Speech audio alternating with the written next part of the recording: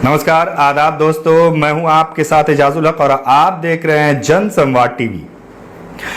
बिहार की राजधानी पटना में दरगाह मोहल्ला है और यहां एक बुजुर्ग लेटे हुए हैं, यानी आराम फरमा है। दरगाह हजरत दीवान शाह अरजानी की है और बकरीद की 2-3 तारीख यानी जिलहिज्जा की 2-3 तारीख को इनका उर्स मनाया जाता है। कोविड-19 और लॉकडाउन की वजह से किस तरह से यहाँ उर्स के रसूमात को अंजाम दिया गया और किस तरह से लॉकडाउन का पालन करते हुए सारे रसूमात अदा किए गए, आइए आपको लिए चलते हैं हजरत दीवान शाह अरजानी के खानकाह में। आज हम दरगाह शाह अरजानी की खानकाह में बैठे हैं और हमारे सामने सज्जादा नशीन सैयद शाह हसीन अहमद साहब बैठे हैं। इनसे मैं कुछ सवाल करना चाहूँगा कि लॉकडाउन का समय है, लॉकडाउन का वक्त है और उर्स का मौका है, क्योंकि 3 और 4 जिलहिज्जा को यहाँ शाह अरजान रहमतुल्लाह अलैह का उर्स होता है। तो इस हवाले से मैं ये सवाल करना चाहूँगा कि इस लॉकडाउन में किस तरह से सारे रसूमात को अदा किया गया या किया जाएगा। देखिए, पहले तो ये बात समझ लीजिए कि उर्स करना एहसन है और इंसानी जान को बचाना वाजिब है और कभी कभी फ़र्ज़ भी हो जाता है।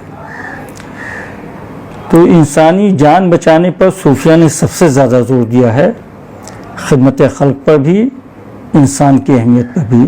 देखिए, कुरान ने इंसानों के मुतल्लिक़ ये कहा, लक़द ख़लक़नल इंसान फ़ी अहसन तक़वीम, हमने इंसान को बेहतरीन तक़वीम पर पैदा किया।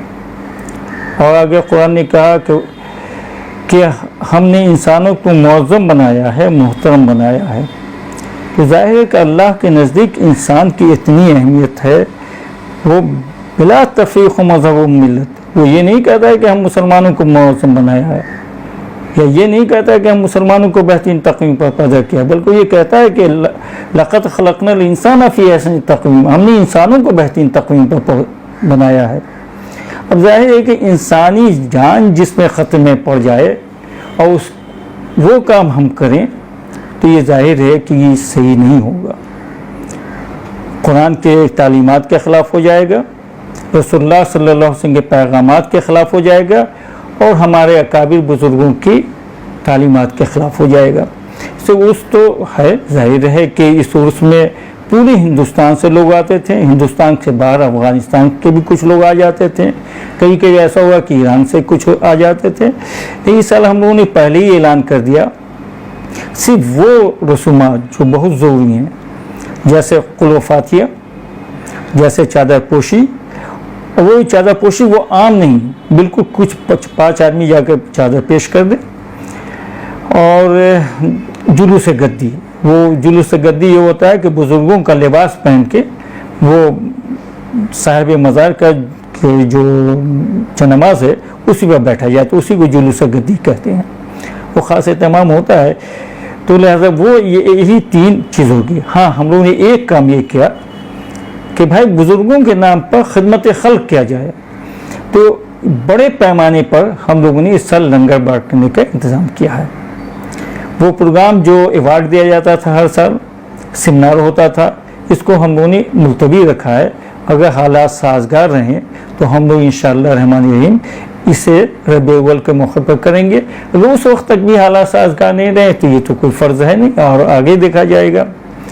हाँ, ये ज़रूर कोशिश कर रहे हैं और हमें खुशी है कि आप लोग आए, कि आपके हवाले से मेरी बात ये पहुँच जाए कि चादर पेश करने से ज़्यादा ज़रूरी ये है कि साहिब मज़ार की तालीमात पर अमल किया जाए, उनके बताए हुए बातों पर अमल किया जाए और उनके नक्शे कदम पर चला जाए।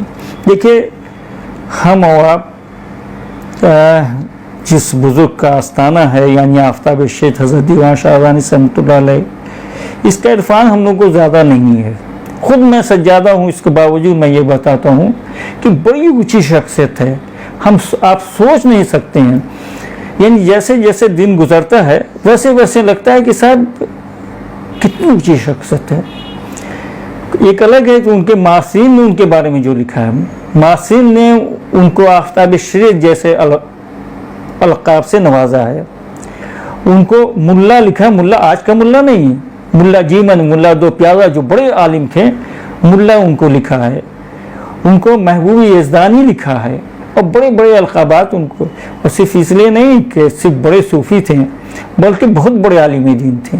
پشتو کے پہلے صاحب دیوان شاعر ہیں. تصوف پر ان کی کئی کتابیں اب تو آ گئی, پہلے تو ہم تو ایک ہی جانتے تھے, میرات المحققین, اب ایک رسالہ بھی پشتو زبان میں سامنے آ گیا ہے. ملفوظات جو ہیں وہ بھی پورا کا پورا تصوف پر مبنی ہے. تو اس طرح بہت بڑی شخصیت ہے. ابھی آج ہی مجھ کو ایک فوٹو آیا ہے کہ ان کے نام پر ایک گیٹ ہے باضابطہ قصور میں. پہلے سے میں یہ جانتا تھا کہ افغانستان میں ان کے نام سے یونیورسٹی ہے, اسکول ہے, مدرسہ ہے, سب یہ میں جانتا, لیکن میں یہ نہیں جانتا تھا کہ قصور میں بھی ان کے نام پر پورا ایک گیٹ ہے, اور وہاں بہت ریسرچ کا قصور میں یہ کام ہو رہا. ابھی امین صاحب وہ کام کر رہے ہیں, بلکہ وہ تو یہاں آئے بھی تھے کچھ مواد کے لیے. خشکی, محجور خشکی نے دیوان ہی ایڈٹ کیا, اور پھر ہندوستان سے باہر, پاکستان سے باہر, افغانستان سے باہر, کینیڈا اور جرمنی پر ان پر کام ہو رہا ہے, ان کی تعلیمات پر, ان کی شاعری پر اور ان کے افکار پر. یہ جتنے بھی رسومات عرس کے موقع پر نبھائے جاتے تھے, کیے جاتے تھے, جی, وہ سلسلے وار کس تاریخ سے شروع ہوتا تھا؟ دیکھیے 28 ذی الحجہ کو دو کام ہوتا تھا. یعنی ایک تو یہ کہ رسم گاگر, اور اس کے بعد مغرب کی نماز کے بعد میلاد شریف, اور صبح میں قرآن خوانی. اس کے بعد یہاں ایک سجادہ گزرے جن کے وصال کی تاریخ ہے قطب العصر حضرت سید شاہ حیدر علی رحمۃ اللہ علیہ, تو ان کا قل ہوتا تھا. مریدین متوسلین 28 تاریخ کی صبح ہی سے آنا شروع ہو جاتے تھے. 29 کو مزار شریف کی صفائی ہوتی تھی جس کو غسل کا نام دیا جاتا ہے. پھر شام میں قطب الاقطاب حضرت شاہ شول دیوان رحمۃ اللہ علیہ کا فاتحہ ہوتا ہے دال اور روٹی پر, جو بڑا مشہور ہے. اور فرسٹ ذی الحجہ کو, یعنی 1 ذی الحجہ کو پورے سلسلے طریقت, یعنی جو ہم لوگ کا سلسلہ قادریہ رضا شاہی, ان کے تمام بزرگوں کے نام سے قل ہوتا ہے, اور لنگر عام ہو جاتا ہے. اس کے بعد 2 ذی الحجہ کو یہاں کے تاریخ کے مطابق جو صاحب سجادہ ہوگا وہ اپنے پیر کا قل کرے گا اس میں, بعد نماز شام, اور پھر محفل سما. 2 کے دن میں مجلس تسخیر ہوتی ہے, یعنی جو صوفیانہ طریقے کی مجلس ہوتی ہے وہ ہوتی ہے جس میں ورد و وظائف وغیرہ ہوتے ہیں. 3 ذی الحجہ کو جو آج کا دن ہے, صبح میں قرآن پڑھتے ہیں. ظہر کی نماز, اور پہلے یہ ہوتا تھا کہ صاحب ایوارڈ کا پروگرام ہوتا تھا, اور لیکچر یا سیمینار ہوتا تھا, تو جو سال نہیں ہے مشاعرہ ربیع الاول کے موقع پر ہوتا ہے. یعنی اس موقع پر تصوف پر سیمینار ہوتا تھا. بعد نماز ظہر 3 ذی الحجہ کو جو آج بھی ہوا, وہ حضرت کے پیر یعنی حضرت شیخ الاسلام حضرت بہلول الدریائی رحمۃ اللہ علیہ اور حضرت بایزید روشان رحمۃ اللہ علیہ کا قل ہوتا ہے. تھوڑا دیر محفل سما ہوتی ہے. مغرب کی نماز کے بعد فضائل آفتاب شید, یعنی آفتاب شید حضرت دیوان شاہرانی رحمۃ اللہ علیہ کے حالات بیان ہوتے ہیں. اس کے بعد 10 بجے رات میں وہی جلوس گدی کا پروگرام ہوتا ہے, یعنی بزرگوں کا لباس پہن کے سجادہ گدی پر آتا ہے. پھر عطر پھول اور پان بٹتا ہے, اور اس کا محفل سما ہوتا ہے. صبح کی نماز سے قبل آخری قل ہوتا ہے, اور جو پوری عالمی انسانیت کے لیے, پوری دنیا کے لیے, تمام مریدین متوسلین کے لیے دعائیں ہوتی ہیں. پھر تھوڑا دیر کے لیے قوالی ہوتی ہے. اس بیچ میں نماز کی پوری پابندی رکھی جاتی ہے کہ کسی ٹائم کا نماز حج نہیں ہو کسی کا. یعنی رسومات اسی انداز سے رکھے گئے ہیں کہ نماز سے ملا کے جیسے ایک نماز جیسے ختم ہوئی پھر وہ رسم شروع ہوتا ہے.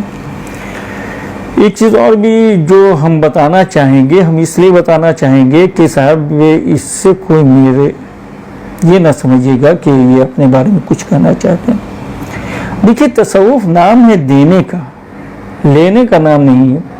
इतना बड़ा उर्स होता है, यहाँ किसी से कुछ नहीं लिया जाता है। अभी भी कुछ चंद मुरीदीन मौजूद हैं, आप पूछ लिए, भाई तो आपने क्या दिया।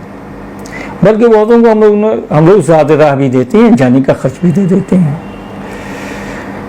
तसव्वुफ की तालीमात जो है वो हाथ फैलाने की नहीं है, बल्कि तवक्कुल अल्लाह की है। अगर ये चीज़ नहीं आई तसव्वुफ में, हम अपने तौर पर करें, अपने मानने वालों, तो फिर वो कोई दूसरा काम कर। एक चीज़ और बता दें कि शाह रज़ा रहमतुल्लाह अलैह के बाद जो सिलसिला जारी हुआ सज्जादगान का, वो कहाँ तक कितने नंबर पर आया है? अच्छा देखिए, और उस सिलसिले में उनके नाम के साथ इसी में एक चीज़ और भी आखिर में हम जोड़ दें, अभी मौजूदा हालात की जो संगीनी है उससे हम तमाम लोग वाकिफ़ हैं, तो उस हवाले से जो एक गैर यकीनी की सूरत हाल आवाम उन्नास में है, उनके लिए भी आपका क्या पैगाम है?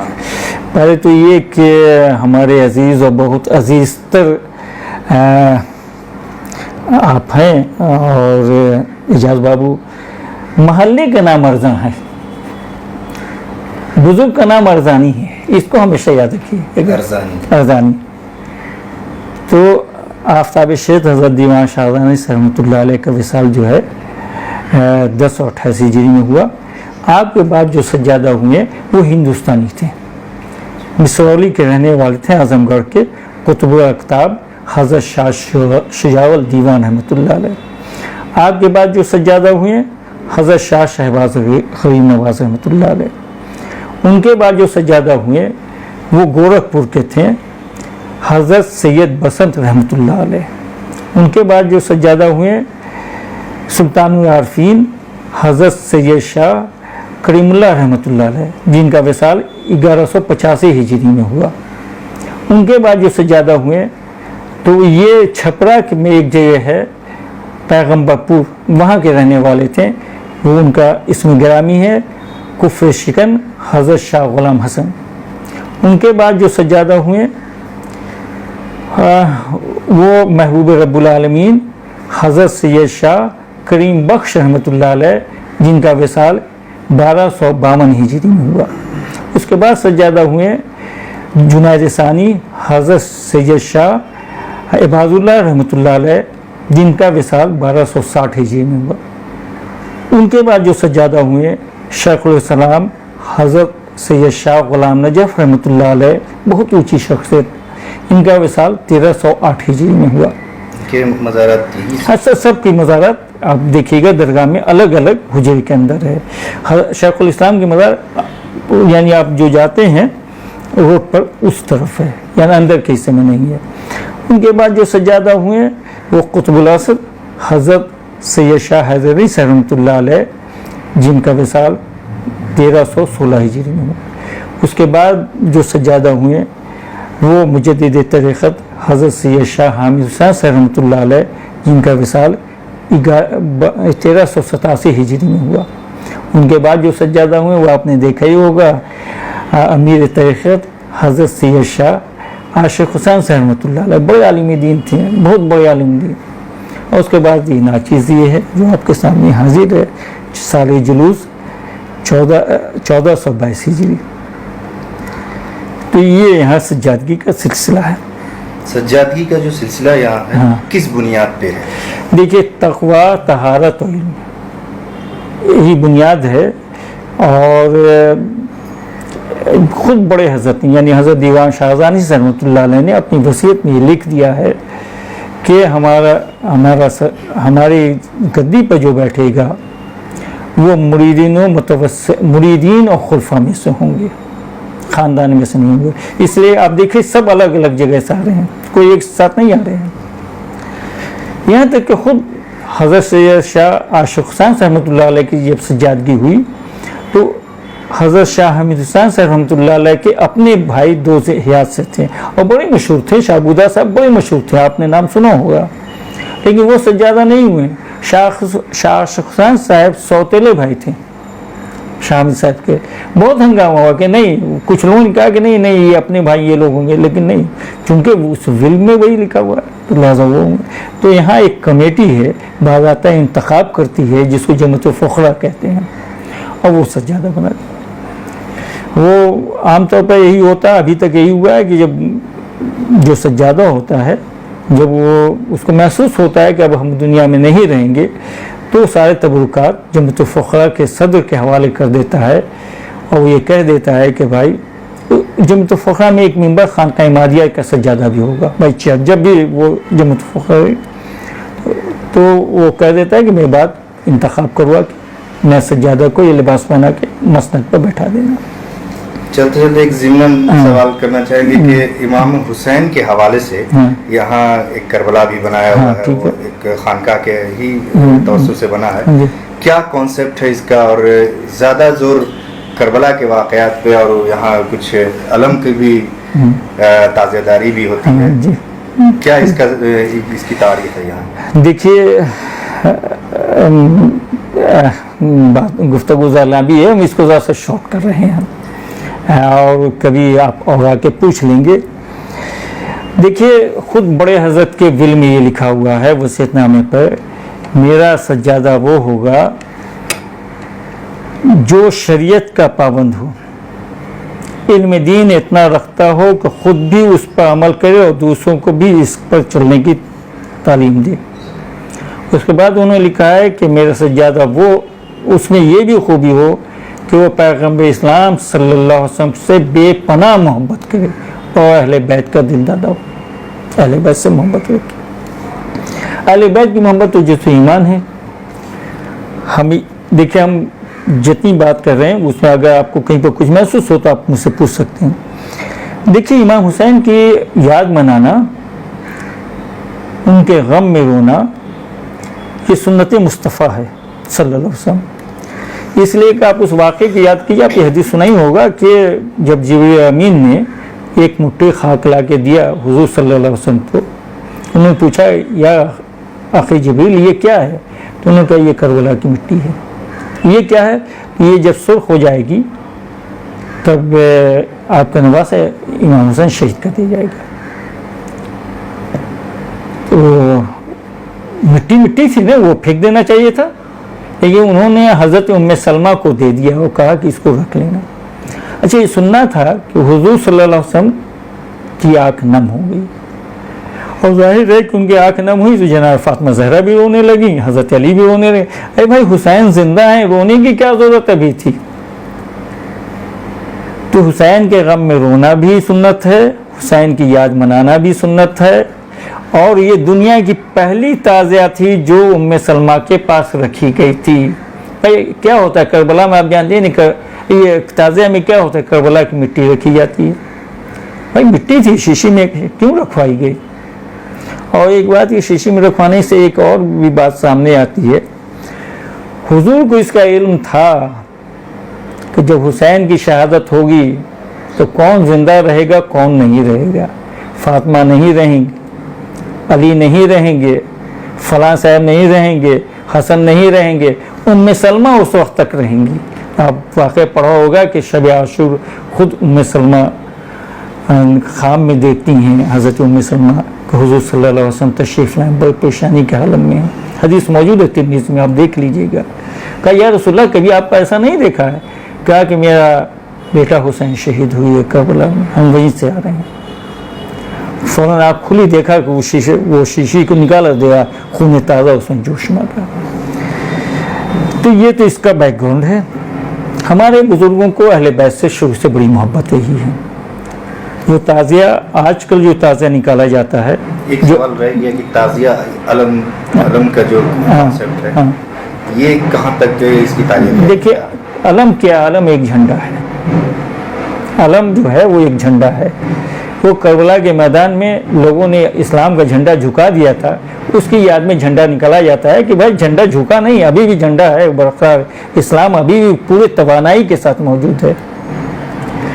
فی زمانہ جو جلوس سے تعزیہ میں ہوتا ہے, فی زمانہ جو سپر کے جلوس میں ہوتا ہے, کچھ اچھے بھی نکلتے ہیں لیکن زیادہ تر اس کا میں بھی قائل نہیں ہوں, اس کو میں بھی اس کی مذمت کرتا ہوں. ہمیں وہ آپ کو چاہیے کہ ذات اس میں کچھ صحیح کریں. اس میں خرابی جو آنے کی ایک بڑی وجہ ہوئی, کچھ لوگوں نے اس پر کفر کا فتویٰ دے دیا نکالنے والوں پر. لہذا اچھے لوگ پیچھے ہو گئے, برے لوگوں کے ہاتھ میں آئے, جس کے لوگوں کے ہاتھ میں آئے ویسے وہ نکالنے لگا. ضرورت افراد کی ہے جلوس تعزیہ میں، جلوس سپر میں اچھے لوگ شامل ہوں. آپ کو یاد ہوگا کہ بچپن میں لوگ نوحہ پڑھتے ہوئے جاتے تھے، بینڈ باجا شاید ہی کبھی آتا تھا، اچھے اچھے نوحے پڑھتے، تقریر ہوتی تھی. نہیں آج تو صرف ناچ و گانا ہوتا، تو وہ خراب ہو گیا. لیکن جیسے اس کی بنیاد خراب نہیں ہے، اس میں جو ہو رہا ہے وہ خراب ہے، بنیاد خراب نہیں ہے. تو حسین کی محبت کسی طرح منائیے، تعزیہ نکال کے منائیے، تعزیہ نہیں نکال کے منائیے، کربلا جا کے منائیے، کربلا نہیں جا کے منائیے، لیکن حسین کی قربانیوں کی یاد رکھیے گا تو آپ کو اسلام کے اصل اسپرٹ سمجھ میں آئے گا. جیسے حسین جانتے تھے کہ ہم کربلا جائیں گے تو شہید ہو جائیں گے، لیکن اس کے باوجود وہ گئے کہ اگر وہ نہیں جاتے تو آج جو آپ کے پاس اسلام، ہمارے پاس آپ کے پاس جو اسلام ہے نا، حسین والا ہے نہیں ہوتا، وہ یزید والا ہوتا. اور حسین والا اسلام رسول اللہ والا اسلام ہے. وہ یزید والا اسلام ہو جاتا ہے جس میں شراب پینا حلال ہو جاتا، جس میں ماں سے نکاح ہوتا، جس میں بیت المال جو ہے وہ لوگوں کا حاکم وقت کا ہو جاتا. جتنی اس نے خرابی لائی تھی وہ سب چلی جاتی. وہ اسلام کے نام پر جمعہ کی نماز بدھ کے دن ہوتی. بھائی ساری چیز موجود ہے، آپ پڑھ لیجئے. تو حسین یہ جانتے تھے کہ ہمارے جانے کے بعد کیا، لیکن ان کے سامنے دو راستہ تھا کہ ہم بچیں یا اسلام. تو انہوں نے اسلام بچانے کے کربلا میں گئے. اس لیے حسین کی قربانی کو یاد رکھنا چاہیے تاکہ اسلام کی اصل اسپرٹ سامنے آئے.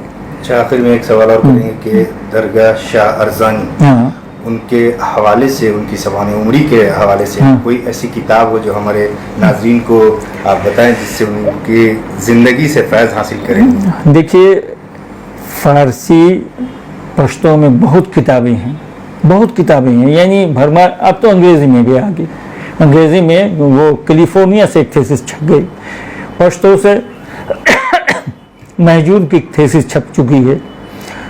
اردو میں ایک کتاب جلوہ ارزانی اسی خانقاہ سے چھپی ہے، جس میں بڑا حصہ اس خانقاہ پر بھی اور آفتاب شریعت کی حیات پر دیا گیا ہے. اس کو پڑھ لیں. ان کے کارنامے پر دیا گیا ہے. ہاں کشف و کرامت پر زیادہ زور اس میں نہیں دیا گیا، اور کشف و کرامت پر میں زور دیتا بھی نہیں ہوں. میں یہ کہتا ہوں کہ بھائی ان کی تعلیمات پر زور ہونا چاہیے. کشف و کرامت ہے لیکن بہت بڑی چیز نہیں ہے. جی ہاں، ان کے سوال کا آپ کا جواب رہے گا. دیکھیے پہلے ہی میں نے عرض کیا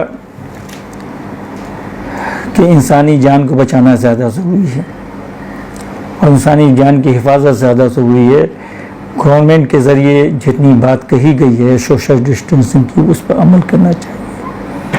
لیکن اس سوال میں، آپ کے سوال میں ایک سوال یہ بھی چھپا ہوا تھا کہ آخر ایسا کیوں، یہ غیر یقینی صورتحال کیوں پیدا ہو گئی. ذرا سا آپ یہ ایک واقعہ میں دہرانا چاہتا ہوں. نادر کا جب دلی پہ حملہ ہوا اور قتل عام ہوا دلی میں، بادشاہ کی آنکھ نکال دی گئی.